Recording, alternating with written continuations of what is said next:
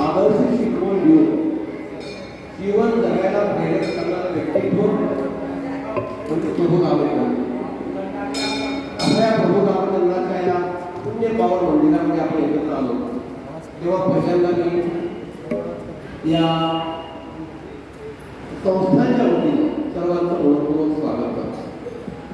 मित्र, आजची संध्याकाळ खूप छान आहे. काल गुढीपाडवा होता, नवीन वर्ष सुरू झालं, मराठी वर्षाला आरंभ झाला.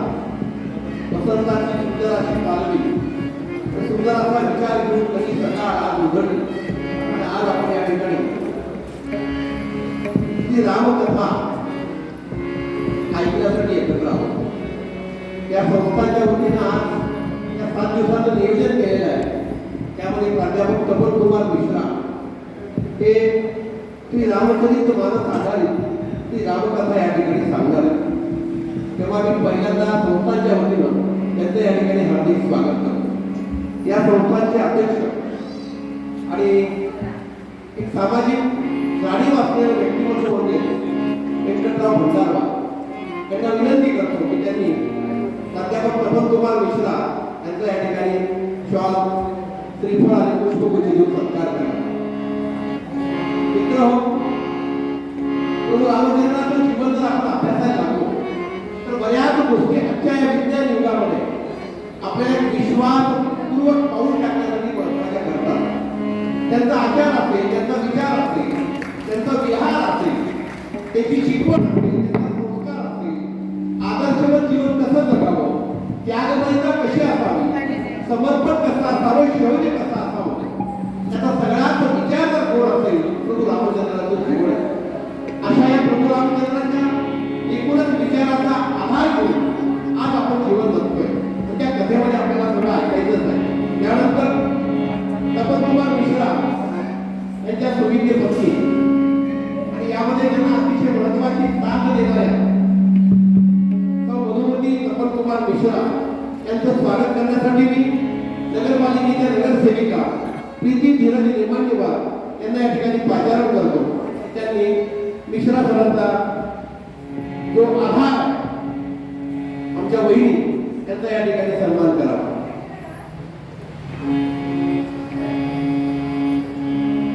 मित्र,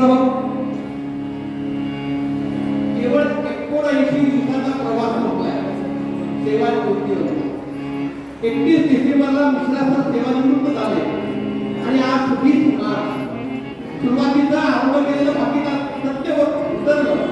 सरस्वती शिक्षण संस्थेच्या सरस्वती महाविद्यालयामध्ये हिंदी विषयाला घेऊन त्यांनी एक सुंदर असा विद्यार्थ्यांप्रती विचार प्रकट केला आणि तो आज अनेक ठिकाणी पोहोचला आणि आपला मुद्दा सरकारी सेवारच आपलं जीवन राहावं हा विचार त्यांनी केला आणि आज या ठिकाणी रामकथेला सुरुवात झाली. अशा या रामकथेला 7 संगत देणार आहे. संवादिनीचे सुंदर वादक, त्याला आपण हार्मोनियम असं म्हणतो, विशाल शेरे यांचा सन्मान विश्वास एलचेरवार या संस्थेचे विश्वस्त आहे त्यांना विनंती करतो की आपण त्यांचा या ठिकाणी संतोष एलचेरवार यांनी सत्कार करावा. पुण्यामध्ये भारतीय वाद्य या हळूहळू इतिहासात होत चाललेली आहे. मग आपल्या हार्मोनियम असेल, तबला असेल, पेटी असेल, मृदंग असेल, वीणा असेल, टाळ असेल, अशा अनेक वाद्यांना आपण लोकसाहित्याची फार मोठी संगत दिलेली आहे. त्यानंतर आपल्या गावचा हनुमंतर कलावंत विद्यापीठाच्या युवकोत्सवामध्ये सुवर्णपदक मिळवलेला सरस्वती महाविद्यालयाचा विद्यार्थी विश्वास शिवकुमार कोंडे यांचा स्वागत मी वसंतराव ज्ञानोबा यांना विनंती करतो की त्यांनी आपण शिवकुमार कोंडेंचं या ठिकाणी स्वागत करावं. शिवकुमार हा आपल्या किनवट शहरात असतो. अनेक विद्यार्थी त्यांनी घडवलेले तबल्यामध्ये तो आपल्याकडे अध्यापक महाविद्यालयामध्ये होता. त्याचं पुस्तक सुद्धा सुंदर तबला या विषयात आलेलं आहे. हे माहितीच असेल आपल्याला. एक कलावंत कसा असावा, आपली सेवा आणि आपली साधना तो या सातत्याने या ठिकाणी करतो. त्याचंही स्वागत आपण या ठिकाणी करत आहोत. त्यानंतर मित्र सरस्वती शिक्षण संस्थेच्या सरस्वती विद्यामंदिर शाळेत शिकणारी डॉक्टर शिरीष पंके ती सुकन्या, ही सुकन्या आमच्याकडे शिकले, सुटी सुकन्या आहे. ओवी शिरीष पंके तिचा सत्कार भूगन्ना बोलावा. त्यांना विनंती करतो की या बाल कलावंतांचा सत्कार करावा. आपल्याकडं हे जे वाद्य आहे त्या वाद्याला अनेक ओळखतात, काही ओळखत नाही.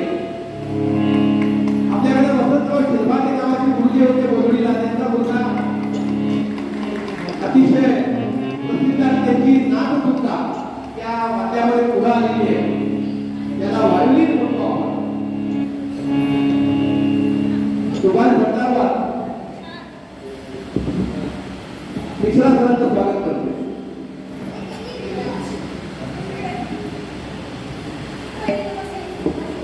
योग मानलाय तर सर्व उपस्थित मान्यवर, अनेक मान्यवर या ठिकाणी आलेले आहेत. सर्वांचं पुढे ठिकाणी राम मंदिराच्या वतीने हार्दिक स्वागत करतो.